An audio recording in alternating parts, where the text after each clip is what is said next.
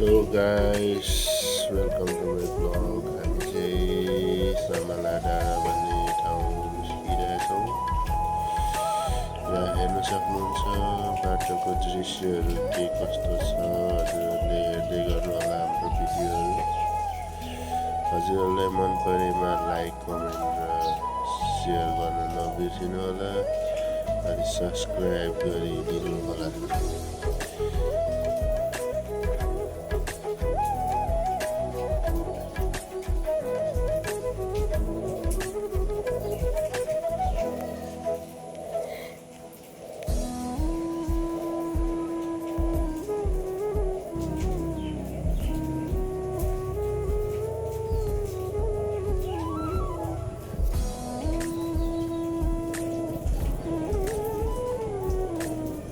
यहाँ हाम्रो राजकुमार भाइले के भनिरहेको रहेछ। मैले उसको भिडियो चाहिँ काटेँ किनभने म बाइक चलाइरहेको थिएँ।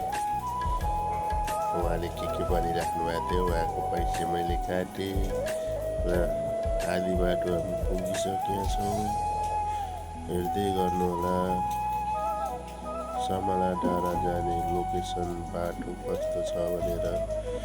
किनभने हामी ठाउँमा पुगेर त्यहाँको राम्रो दृश्य मात्रै होइन, हामी यहाँबाट जाँदाखेरि कति दुःख हुन्छ, बाटो कस्तो हुन्छ भनेर हामी त्यो पनि देखाइरहेको छौँ।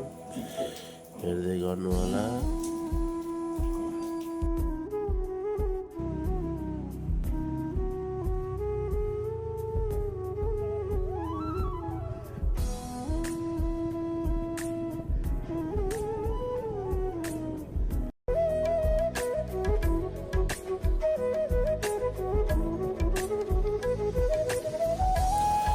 फाइनली गाइस हामी हाम्रो गन्तव्यको बाटो हामी पुगिसकेका छौँ। यहाँदेखि चाहिँ अलिक बाटोहरू चिप्लो छ, पानी पर्दा चाहिँ खासै नआउनु होला।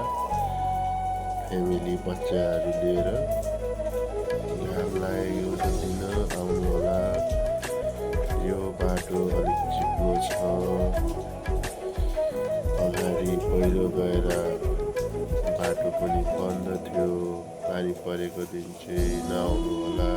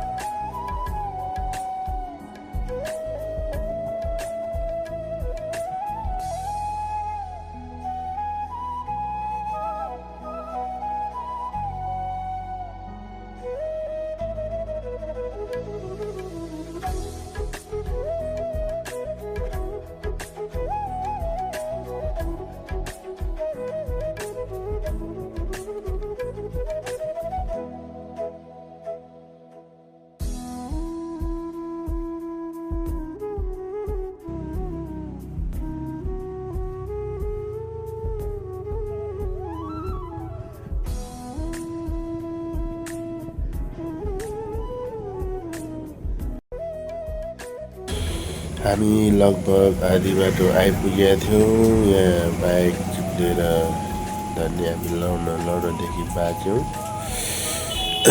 यसै गरी बिस्तारै अगाडि बढ्दै गयौँ।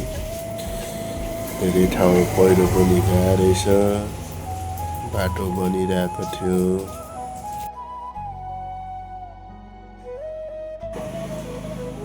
फाइनली गाइस हामी आधी बाटो आइपुग्यौँ। अनि धेरै गलेको अवस्था थियो। थोरै बेर हामी एक ठाउँमा आराम गऱ्यौँ। छेउछाउको दृश्यहरू कस्तो छ, हरियाली हेर्दै बसिरहेको थियौँ। चिसो हावाको आनन्दले मौसम अलिअलि पानी परिरहेको थियो। अब हाम्रो उता तराईतिर त घाम लागिरहेको थियो। हामी घाम लागिरहेछ भनेर गएको थियौँ।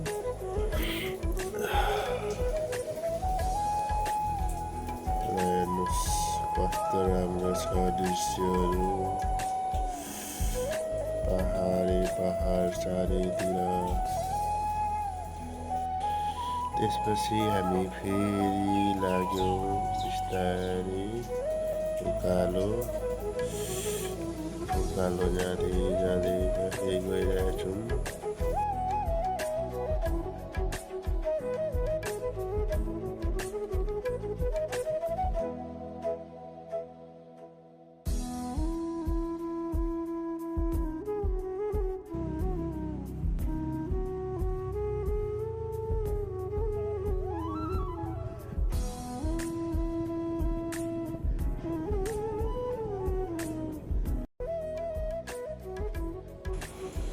त्यसपछि फेरि गाइस यस्तो नराम्रो सिक्लो बाटो आयो कि हाम्रो दाइ र शिवम भाइको बाइक नै हिलोमा फस्यो।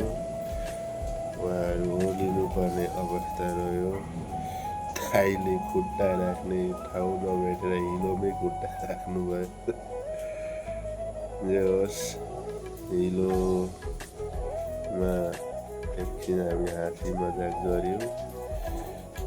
त्यसपछि बिस्तारै फेरि बाइक स्टार्ट गरेर फेरि अगाडि बढ्दैछौँ। यस्तो हिलो छ गाइस, हेर्नुहोस्। यहाँदेखि हाम्रो हिलो बाटो स्टार्ट हुन्छ गाइस। ट्र्याक्टर राख्ने ठाउँ भएर होला सायद हिलो भएको। बर हिलो थियो गाइस सफर।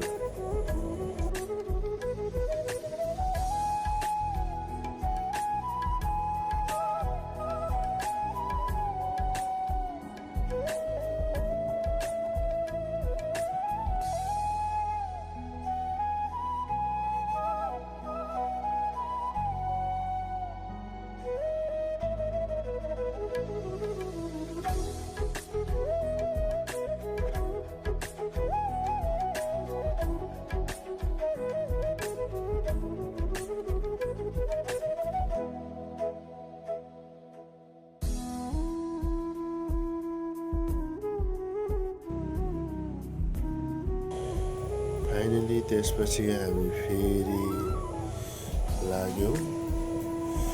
यहाँदेखि हिलो बाटो अझै अगाडिसम्म छ। योभन्दा पनि खतरा हिलो बाटोहरू छ। बर्खाको टाइममा नआउनु होला बच्चाहरू लिएर। अब केटा साथीहरू छन् भने अब आउँदा जे हुन्छ। फ्यामिली लिएर यस्तो बाटो हिँड्नु अलिक रिस्की नै हुन्छ। त्यहाँ पनि हामी बिस्तारै अगाडि बढ्दैछौँ, हेर्दै गर्नुहोला।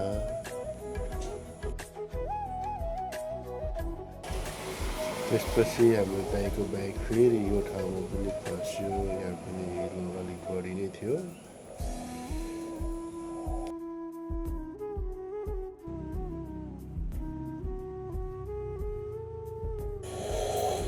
फाइनली गाइस हामी एउटा डाँडा कटिसकेपछि अर्को डाँडा चढ्न गइरहेछौँ। हेर्दै गर्नुहोला यहाँको दृश्यहरू।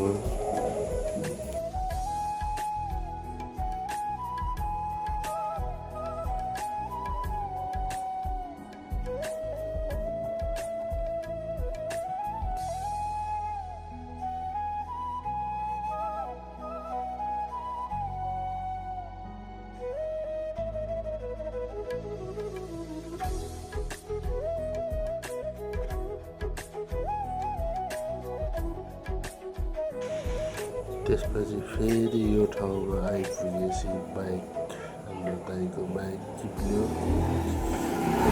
बिस्तारै अघि बढिरहे। दाइहरू आउँदै हुनुहुन्थ्यो बिस्तारै।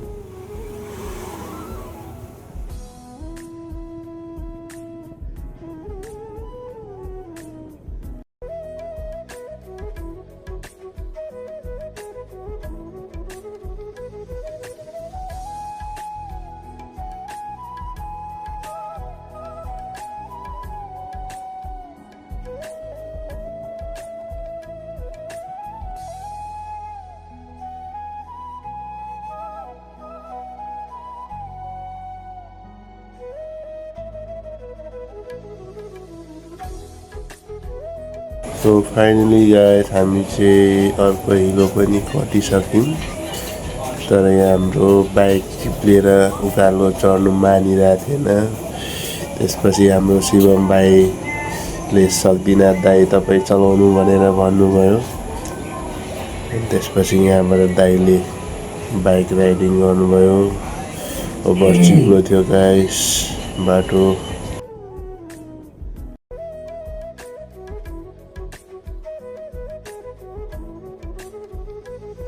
सो त्यसपछि हामी फेरि उकालोतिर लाग्यौँ बिस्तारै।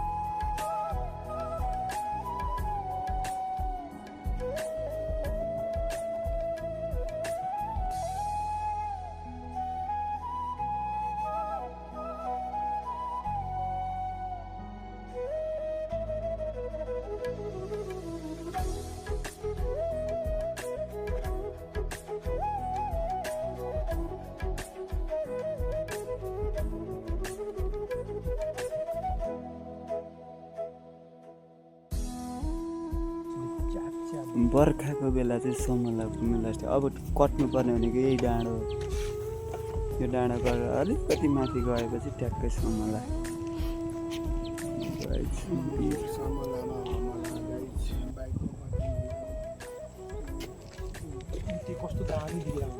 नजरा ल त्यहाँ हानौँ त लु 3-4 चोटि।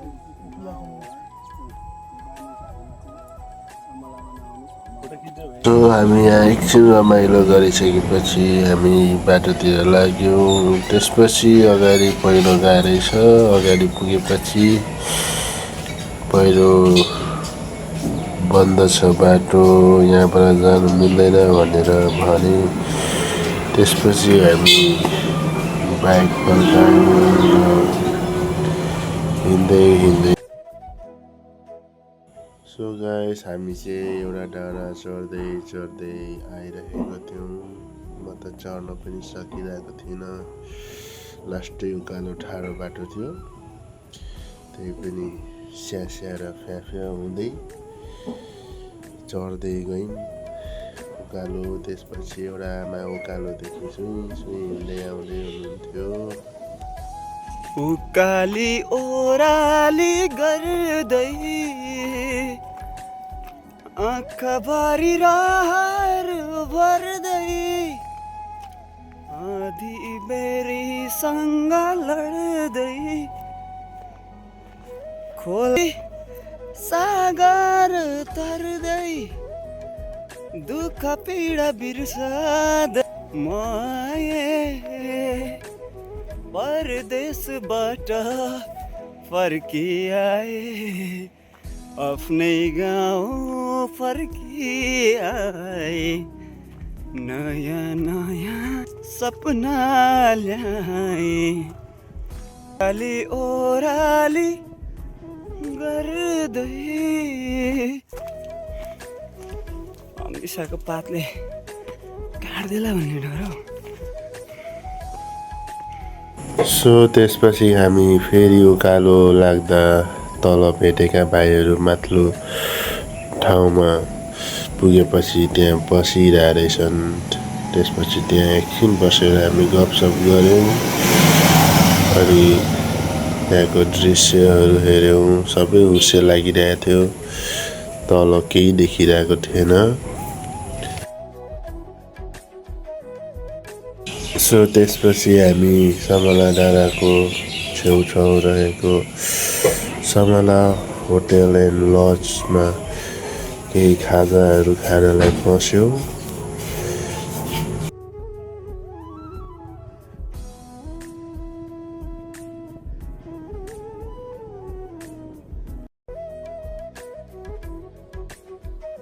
सो त्यसपछि हामी खाजा खाएर फर्क्यौँ र हामी त्यसपछि तल गएर हामीले बाइक राखेका थियौँ। बाइक राखेको ठाउँमा गएर बाइक लियौँ अनि फर्क्यौँ।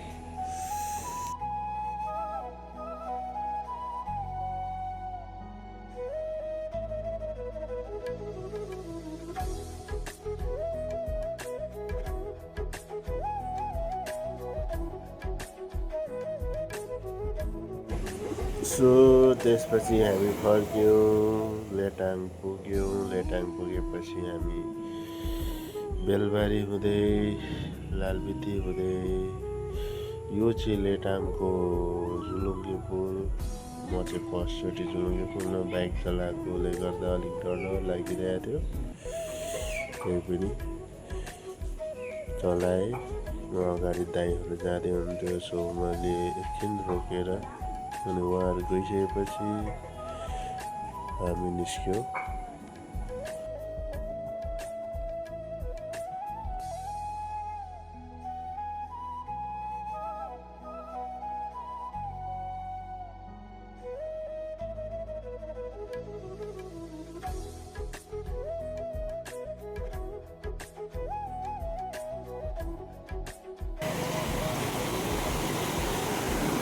यत्रो लामो पुल छ अनि हल्लिएर यत्र आएको पुल।